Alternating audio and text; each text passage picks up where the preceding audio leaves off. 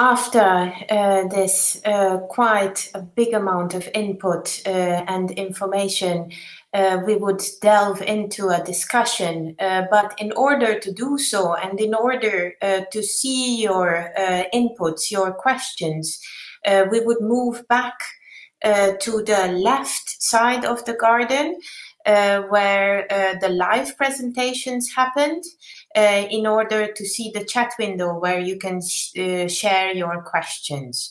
So just let's go back there. And I would like to ask everyone to follow, especially Michael Connor, who is already here with a yellow egg. And I would like to ask him to take over and start the conversation with the participants and presenters who are also here, some of them. We don't have much time left. Many of you will need to leave at 1 p.m. In Central European time, so in quarter an hour. But yeah, so I would like to give the word to Michael, and thanks a lot for joining us, and thank you for accepting our invitation. Yeah, thank you for having me. Can you hear me okay? I'm going to assume yes, unless otherwise. Oh yeah, I see some nodding eggs. Great. So how do eggs nod? I'm here with my daughter, and yeah, it's been a fascinating morning, and I have been especially, I think, I know there's been a lot going on with the platform, but I've been, really interested in the decision and process about working with an alternative infrastructure for this conversation, which I think has been, has really kind of allowed for a different relationship to develop amongst this group than we would have had on something like a Zoom webinar or something. So I think that really is in keeping with the spirit of this conference. And I'm excited to see where Common Garden goes. Oh, we can't hear anything. Am I audible? Oh, people can hear me. Okay. Yeah, I wanted to open the conversation with a discussion about terminology, because we've been using the word Web3 quite a bit, which has become obviously a common phrase in this conversation, but it's one that always, to my ear, sounds ideological. I think the reason that it sounds ideological was that it was so clearly used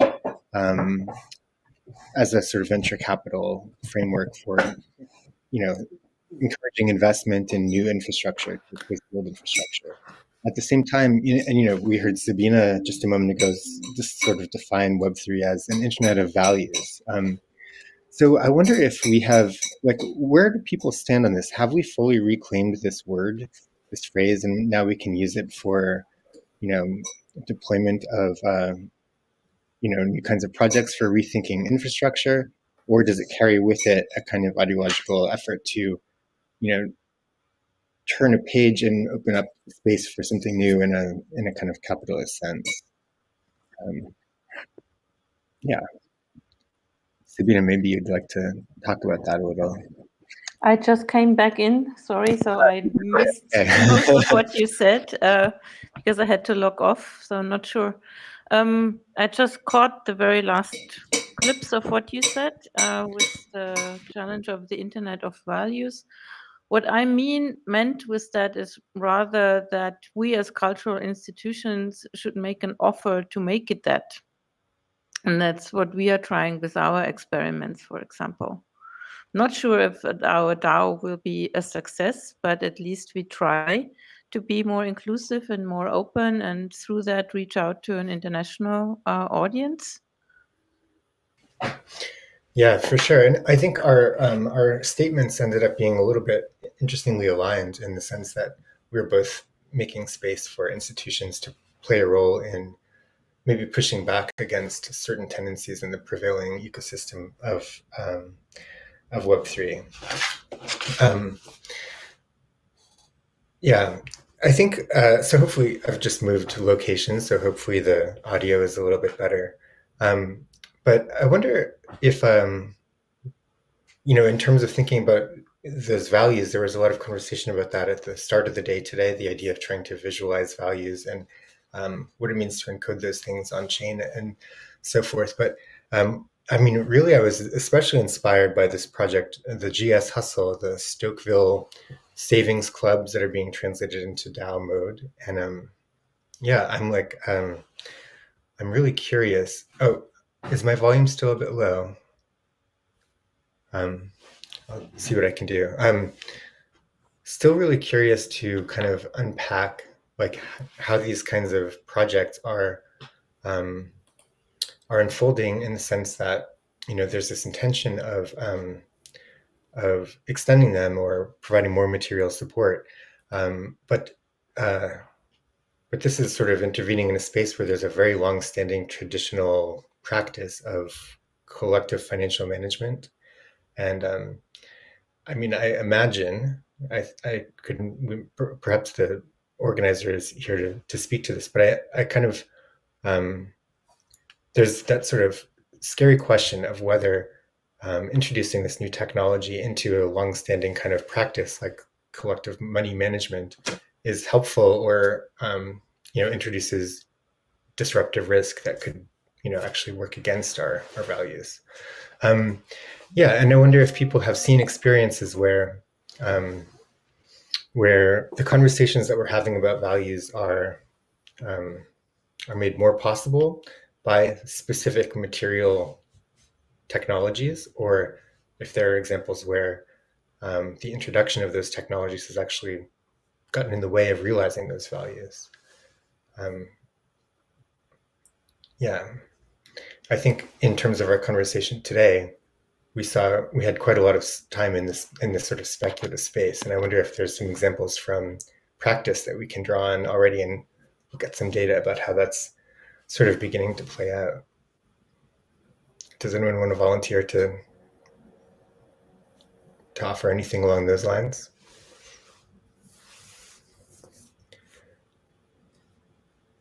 Yeah, I can. Can you see me? Yeah. Okay. Yeah, I think it's a very important issue. As soon as we understand that values determine our actions, and even the politics at the world level, it's a big issue. What you say is true, that we are using tools that may play different roles and may be very close to what Bernard Stiegler called the pharmacon, which is at the same time the poison and the medicine. And but this is what artists do. I mean, taking a risk, I think, and trying to explore how we can use the same tools to say something differently. And this is why I, in the Value of Values project, I try to make visible the set of values corresponding to certain communities, certain countries, certain cities, and so on. And when you're facing, it's like a mirror. Suddenly, you have a mirror on your values, and because of that, you may consider differently what you do. And there are many things I didn't mention about that. The periodic table of values, for example, where I organize the values on how people collect them. So some values are closer to some others, like power and money are closer to each other, and are close to each other, and something like love, peace, and whatever will be at a different distance. So I propose representation, because I think the role of the artist is to give, in a way, an image of what the world is about, what we do in this world, and how we can figure out this. But I think that thanks to the blockchain, it's possible to play the game of getting anonymous data that suddenly may make people facing their their vision of the world. Thank you. Yeah, I think as you were speaking, I was reflecting on how, yeah, the artist's role in that space of risk and how that relates to the institution's role. But I wanted to actually see if I could call on Ruth for a moment and talk about like the project that you outline is one that is using a kind of fictional framework. It's using a specifically speculative framework. And I wonder if, you know, that allows for this amazing space of imagination about a different relationship with non-human, you know, companions in the present.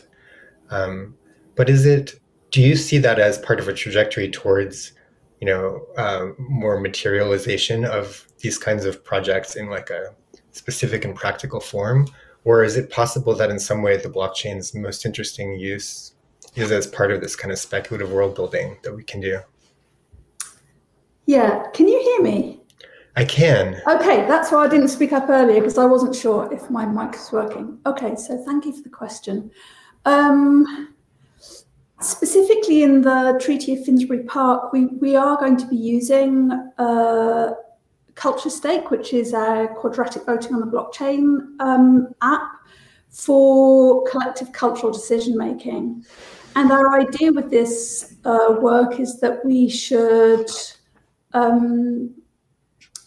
all, like, we're basically bringing for each event 25 people together from the locality to inhabit the lived experience in their imaginations, but together, of the different species of the park, as a way to really understand the kind of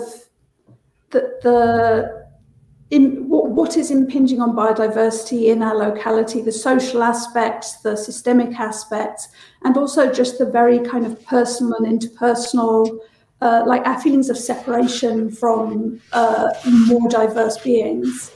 And our idea is that we play together for 3 or 4 hours in the park, and then we use this act to prioritize what is important to us now as humans. Now we've lived as other beings, we will then make decisions about what pledges we can make for biodiversity in the park.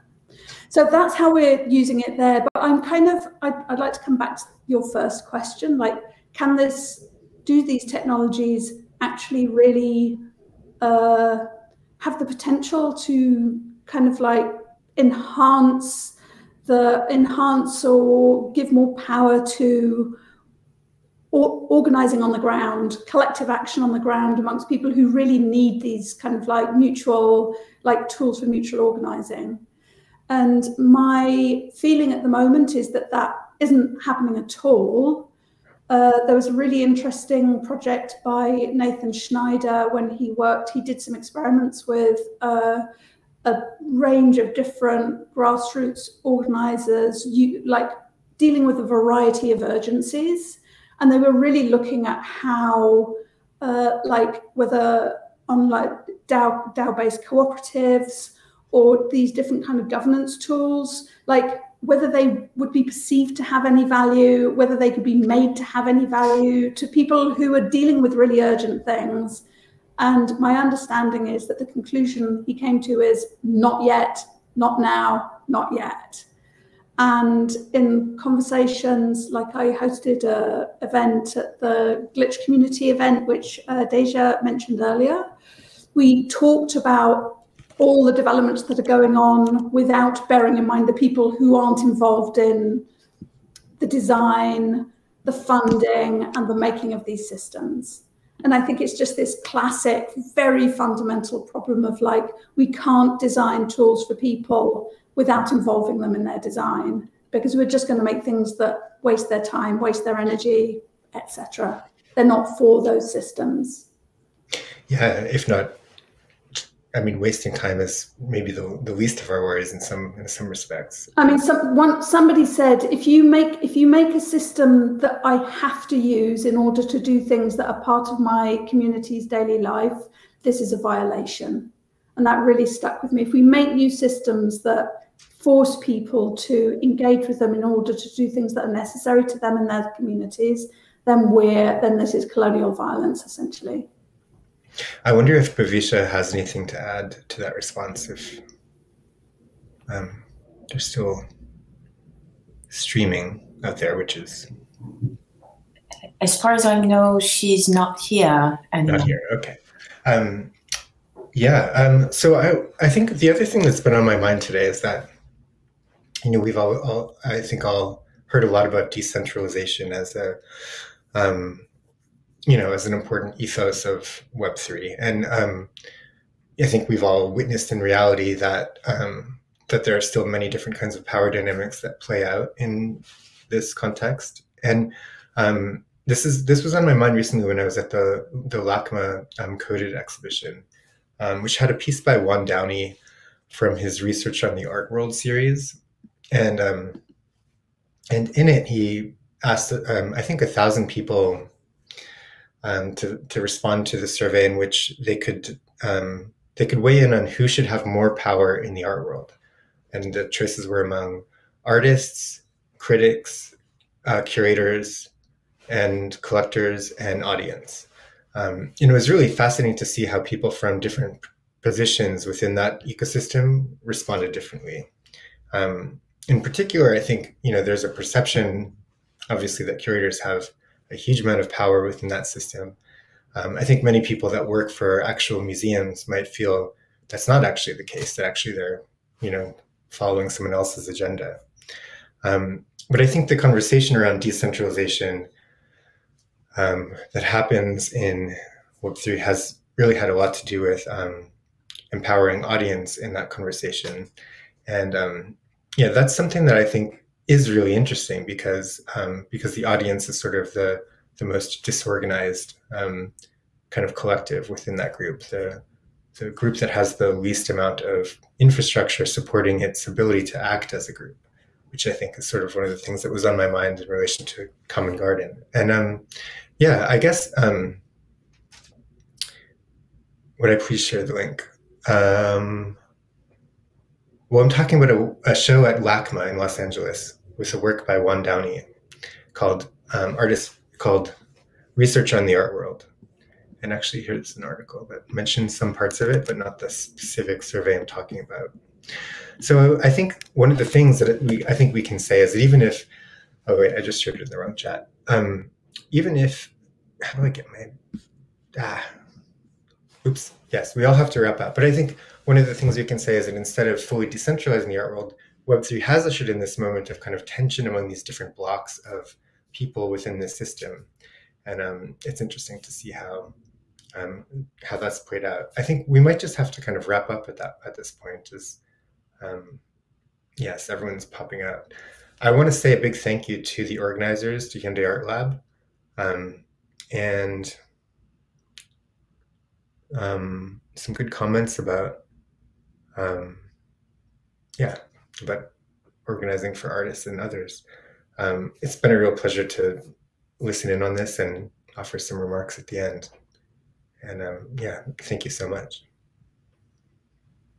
Yeah, thank you so much for being with us, and thanks for your patience, for everyone's patience. It has been a bit messy experience, we admit it, but if you missed any of the videos or any of the presentations, they will be available on this very site. And after today in the afternoon, we will make the videos accessible, and as soon as the recorded presentations are edited, they will be also published on this site, so the content will remain accessible. And so thanks for all of you from my side, from the side of the Center for Art and Media, and for the videos, thoughts, and conversations. I hope you learned as much as I did throughout the process.